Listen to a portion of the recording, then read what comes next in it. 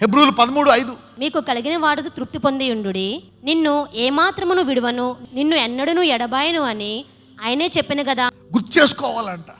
You should renew your mind. Your weakness puts a demand on you to renew your mind. నీ బలహీనత ఏం చెప్తుందంటే నువ్వు ఆయన నుంచి నూతన బలాన్ని పొందుకో, ఆయన నుంచి ఆహారాన్ని పొందుకో.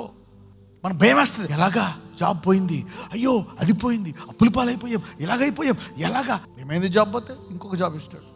ఏమీ లేదా, అద్భుత రీతిగా పోషిస్తాడు. ఒకసారి ఎలాగే అద్భుతాన్ని మర్చిపోయింది ఒక కుటుంబం. ఇబ్బంది వచ్చింది, వర్షాలు లేవు, కరువు వచ్చింది, మోయాబు దేశంకి వెళ్ళిపోయారు. ఏమైంది, భర్తనే పిల్లల్ని పోగొట్టుకుంది. తర్వాత ఆమెకి ఏం తెలిసింది, అయిపోయింది దేశం అనుకుంటే ఏమైంది, ఏం అవ్వలేదు. దేవుడు వారిని దర్శించాడంట. దేంతోటి? ఆహారముతోటి. 40 సంవత్సరాలు మన్నానిచ్చి పోషించింది ఎందుకు? ఒక 6 నెలలు వర్షాలు రాకపోతే నిన్ను ఆపడా? ఆ మన్నా ఇచ్చే దేవుడు వాళ్ళని పోషించాడు అద్భుత రీతిగా. ఆయన అంటున్నాడు, నిన్ను ఎన్నడూ నువ్వు విడవను.